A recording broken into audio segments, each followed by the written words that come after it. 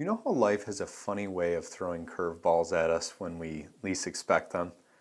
And if you've ever been hit with an unexpected expense, you know exactly what I mean. So today, we're going to talk about something that's very close to my heart, and it's all about preparing rather than repairing when it comes to financial planning. And that's going to be especially true when it comes to building an emergency fund. But before we dive in, make sure you hit that subscribe button. You don't want to miss out on more exhilarating financial planning content. So imagine this, you're happily cruising along in your career and then wham, an unexpected expense throws you off balance. It's like getting blindsided in a football game, except there's no referee to throw a penalty flag. And what an emergency fund is going to do is be there to catch you when life tries to tackle you down.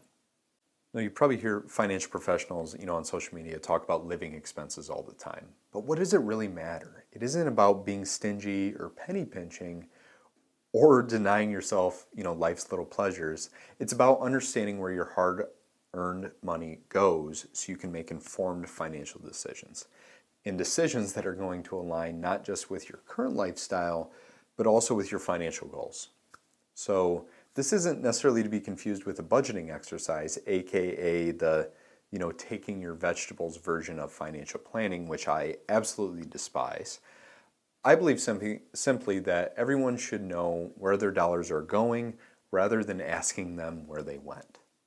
So now let's roll up our sleeves and list out those living expenses. We're talking about housing, utility, groceries, transportation, insurance, healthcare, personal care, entertainment, even more variable month-to-month expenses like vacation and gifts. I know that it sounds like a lot, but remember the goal isn't to cut back here like a budget, using the B word.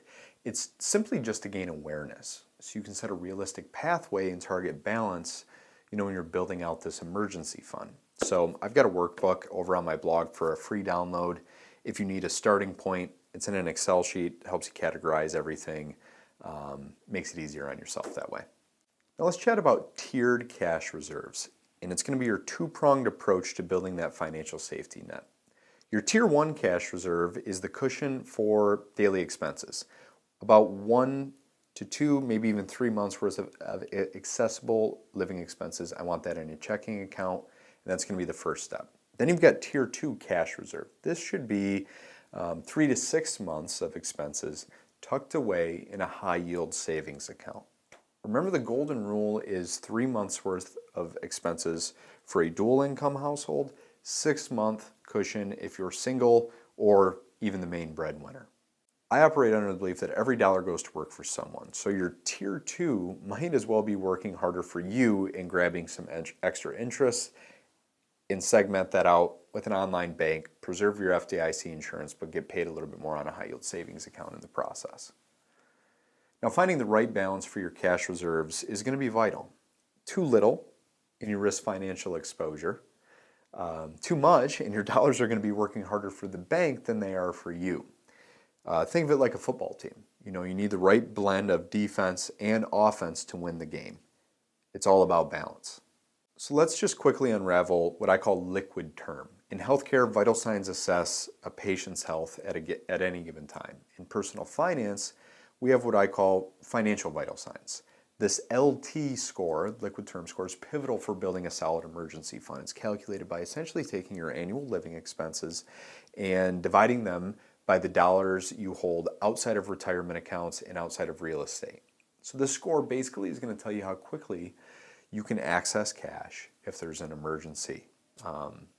We want to aim for an LT score of at least 0.5. This ensures that you have a sturdy safety net before you start eyeing other financial goals. That 0.5 basically translates to 6 months worth of living expenses. Now, emergency funds are the unsung heroes of financial planning. An emergency fund, might not sound very glamorous, but it's a crucial part of any financial plan. They are going to protect you when things can go wrong, enabling you to invest more confidently for the things that can go right. Journey to financial freedom should be a steady, measured marathon where we're prepared for any hurdles that come our way. And remember, in the game of life, there's no referee to call that timeout when the financial curveball hits you. So first and foremost, you should commit to building an emergency fund to create a culture of saving and to preparing for the end.